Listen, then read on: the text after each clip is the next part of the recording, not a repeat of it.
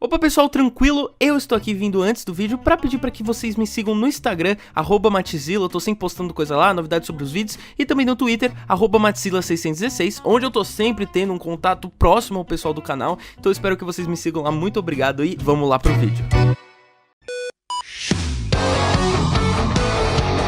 Quem lembra desse desenho aqui? Você deve lembrar, com certeza. A série foi criada em 2009 como uma óbvia estratégia de marketing para divulgar o personagem depois do sucesso absurdo que Homem de Ferro 1 fez em 2008. Eu preciso dizer que, não ironicamente, essa é uma das minhas versões favoritas do Homem de Ferro. Mas por quê? Porque é literalmente uma cópia descarada do Homem-Aranha, nova série animada, outro desenho 3D que possui o Homem-Aranha, que inclusive aqui no Brasil o nome desse desenho do Homem de Ferro é Homem de Ferro, a nova série animada. É tipo, é a mesma coisa, mano. Mas o que torna o Homem-Aranha tão identificável? Em seu início, o fato de Peter ser apenas um adolescente lidando com problemas na escola, problemas reais, sabe, humanos, que nós passamos, isso sempre colocou o Homem de Ferro como um personagem tão longe do público. O fato de que ele não era tão identificável, afinal seus problemas eram de um bilionário e não uma pessoa normal, mas aqui é uma reinvenção. Essa série é praticamente o Homem-Aranha de armadura, sério. A animação 3D surpreendentemente é ótima, enquanto na série do Homem-Aranha ela era bem questionável, aqui ela é muito bem feita. As expressões dos personagens, sua movimentação que nunca se torna travada, as cenas de ação são realmente muito boas,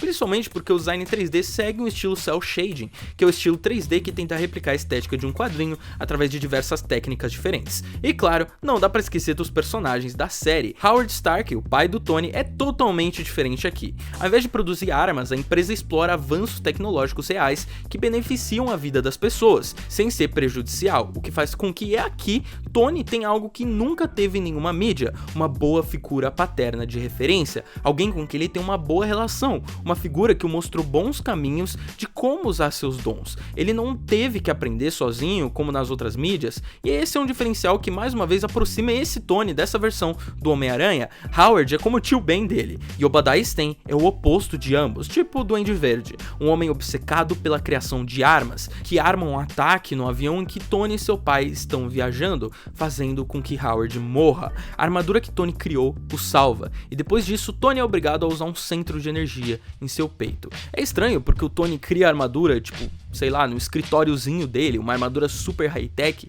e depois ele começa a usar a armadura num galpão, mas tudo bem, é o Tony Stark, ele é um gênio e dá pra comprar isso. O grande dilema da série é o clássico do bilionário que perde tudo.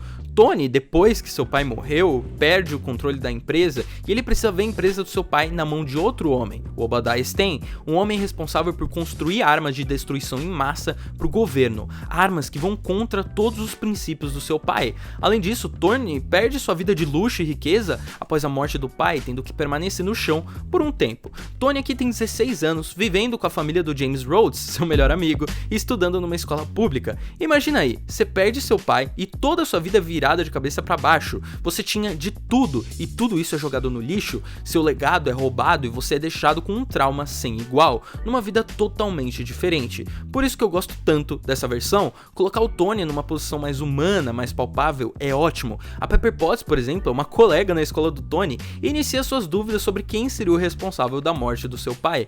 Muito provavelmente o próprio Obadiah, como é deixado bem claro na série, fica até bem óbvio.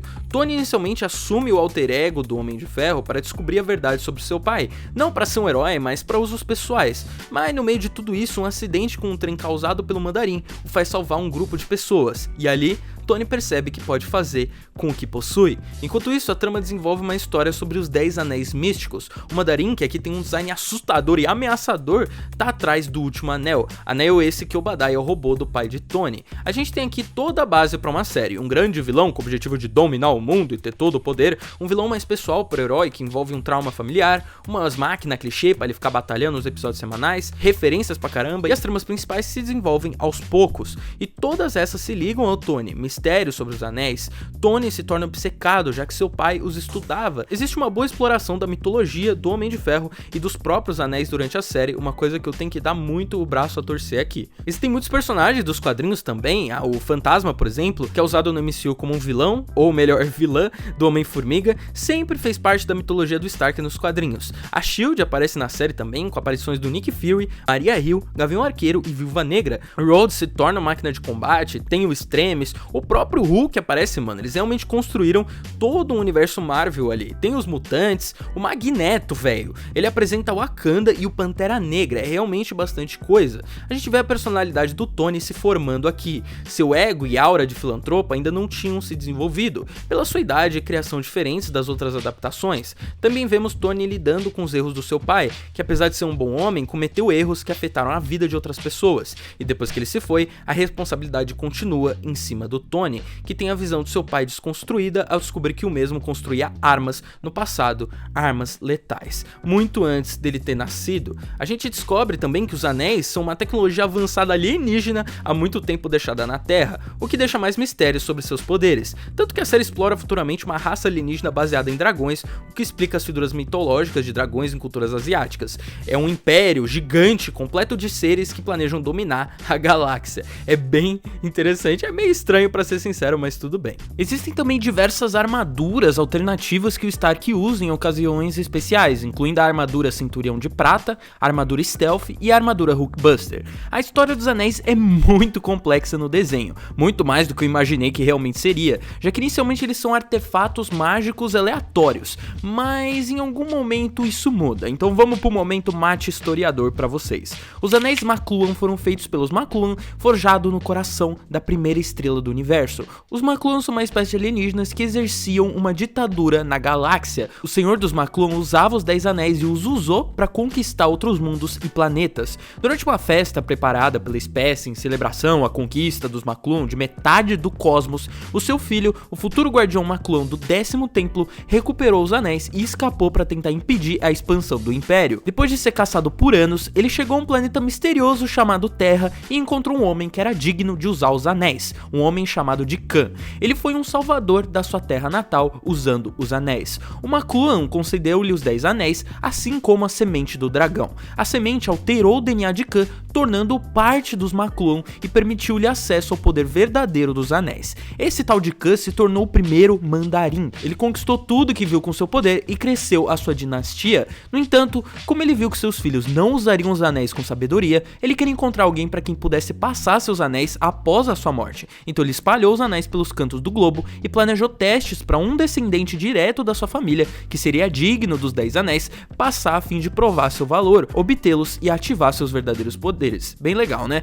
Os anéis só funcionam pro mandarim original e membros da sua família, porque eles têm a semente do dragão dentro da sua genética. Essa semente é a assinatura genética dos McLuhan, que foi implantado no primeiro DNA do mandarim e passa por sua linhagem familiar, ou seja, mais ninguém pode ter esse poder. Poder esse que beira a onipotência, mano, é quase uma manopla do infinito. Você pode se teletransportar, alterar a realidade, você pode, enfim, muita coisa.